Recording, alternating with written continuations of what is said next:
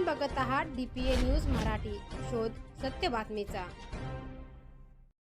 नाशिक शहर पोलीस आयुक्त यांच्या संकल्पनेतून चामारलेणी येथील जॉगिंग ट्रॅकवर ACP आनंद वाहक यांनी नागरिकांशी साधला संवाद।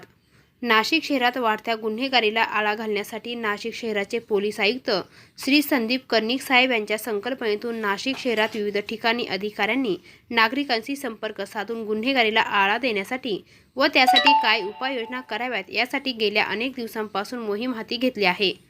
त्याच अनुषंगाने दिनांक 24 फेब्रुवारी सकाळी 7 वाजता चामारलेणी येथे जॉगिंग ट्रॅकवर नाशिकचे सहाय्यक पोलीस आयुक्त श्री आनंदा वाहक व PI आमने मॅडम व PSI माळी साहेब व सामाजिक कार्यकर्ते डॉक्टर सचिन देवरे यांच्यासह प्रभाकर पिंगळे, सोमनाथ पिंगळे, राहू शेठ शिंदे, निवृत्ती पिंगळे, दिलीप पिंगळे, लहामगे काका, सचिन पवार, राजू खांदवे, प्रवीण कोकाटे, मनोज पटनी, संजना पवार, सरिता निंबाळकर यांच्यासह परिसरातील अनेक नागरिकांशी सुसंवाद साधला।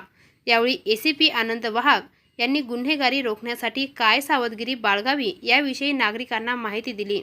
जर नागरिकांनी ही सावधगिरी बाळगली तर अनेक गुन्हेगारी घटना घडणार नाहीत असे त्यांनी यावेळी सांगितले। DPA न्यूजसाठी प्रतिनिधी विकास पाटील, नाशिक। ताज्या घडामोडी व अपडेट जाणून घेण्यासाठी आताच DPA न्यूज चॅनलला सबस्क्राइब करा आणि बेल आयकॉन क्लिक करायला विसरू नका।